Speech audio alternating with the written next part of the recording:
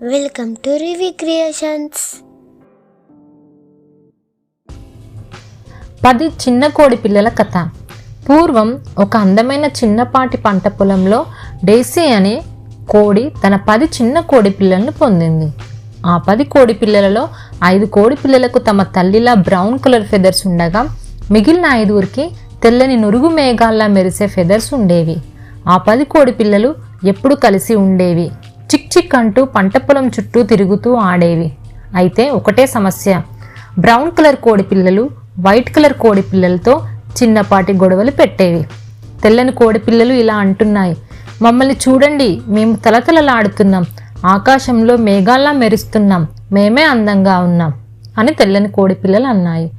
Brown colour కోడి పిల్లలు వారి రెక్కలు పోగు చేసి ఇలా అంటున్నాయి, కానీ మేము మా అమ్మలాగా ఉంటాము, మట్టిలో కలిసిపోతాము, ఎక్కడైనా దాక్కోవచ్చు, మేమే తెలివైన వాళ్ళము అని బ్రౌన్ కలర్ కోడి పిల్లలు అన్నాయి. వీరి చర్చలన్నీ డేసీ విన్నది. దాని ఫెదర్స్తో హత్తుకొని ఇలా అంది, పిల్లలు, మీ అందరికీ మీ ప్రత్యేకత ఉంది, కానీ అది మర్చిపోకండి. మీరు ఒకటే కుటుంబం. ఒకరోజు మీరందరూ కలిసి ఉండాల్సిన అవసరం రావచ్చు.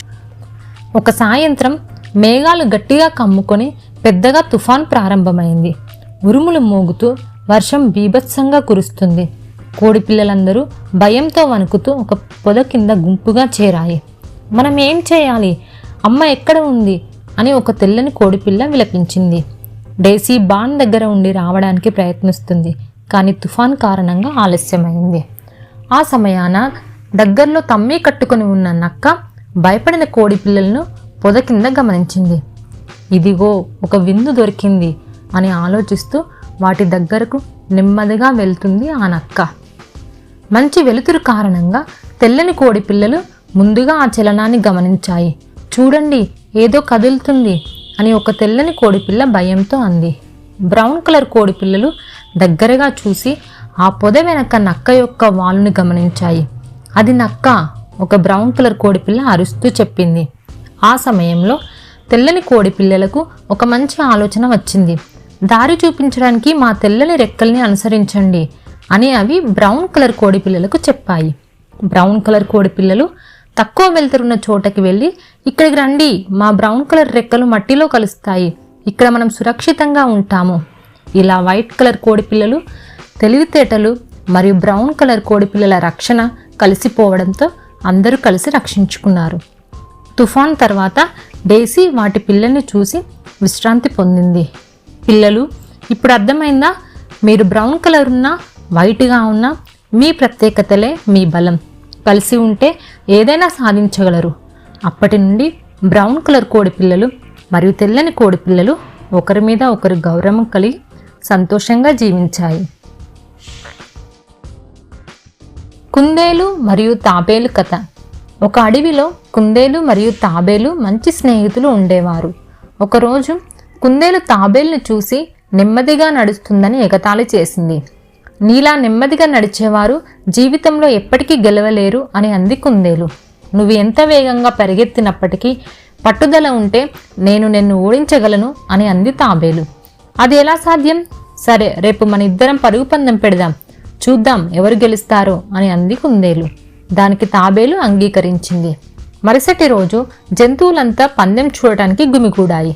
పందెం ప్రారంభమైంది. కుందేలు తీవ్రంగా పరిగెత్తసాగింది. తాబేలు చాలా నెమ్మదిగా తన దారిలో ముందుకెళ్తుంది.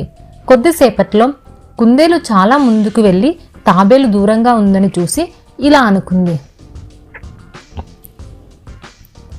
తాబేలు ఇంకా చాలా దూరంలో ఉంది, కాస్త సేద తీరుదాం, ఎలాగూ నేనే గెలుస్తాను అని అంది కుందేలు. కుందేలు చెట్టు కింద కూర్చొని నిద్రలోకి జారుకుంది. తాబేలు తన దారిలో నెమ్మదిగా కానీ స్థిరంగా ముందుకు సాగింది. తనను ఎవరూ ఆపలేరు అనుకుంటూ కుందేలును దాటిపోగా ఇంకా కుందేలు నిద్రలోనే ఉంది. తాబేలు చివరికి గమ్యస్థానానికి చేరుకుంది. కుందేలు నిద్రలేచి చూసేసరికి తాబేలు గమ్యానికి చేరుకొని గెలిచింది. కుందేలు తన తప్పును అర్థం చేసుకుంది. వేగం ఎంత ఉన్నా క్రమశిక్షణ మరియు పట్టుదల ఉంటేనే విజయం సాధ్యమవుతుంది అని కుందేలు స్వయంగా ఒప్పుకుంది. అడవిలో జంతువుల పార్టీ. అందమైన అడవి మధ్యలో చెట్ల కొమ్మలు తెరల వలె వేలాడుతూ ఉండగా పక్షులు మధురగానం చేస్తూ ఆకాశాన్ని చీల్చుతూ ఎగురుతున్నాయి. అటువంటి రోజు అడవి మొత్తం ఒక పెద్ద వార్తతో మేల్కొంది. ఈ రాత్రి మ్యాజిక్ నైట్ అంటూ రంగురంగుల పక్షులు జంగిల్ మొత్తం గంభీరంగా ప్రకటించాయి. లియో సింహం ప్రత్యేకంగా అందరికీ ఓ పార్టీ ఏర్పాటు చేసింది. ఇది మిస్ కాకూడదు. అది వినగానే అడవి జీవాలు ఉత్సాహంతో నిండిపోయాయి. కోతులు కొత్త డ్యాన్స్ స్టెప్స్ ప్రాక్టీస్ చేస్తూ తమ కొమ్మలపై ఊగాయి. ఏనుగులు తమ కొమ్ములను మంగళం చేసుకొని అందంగా అలంకరించుకున్నాయి.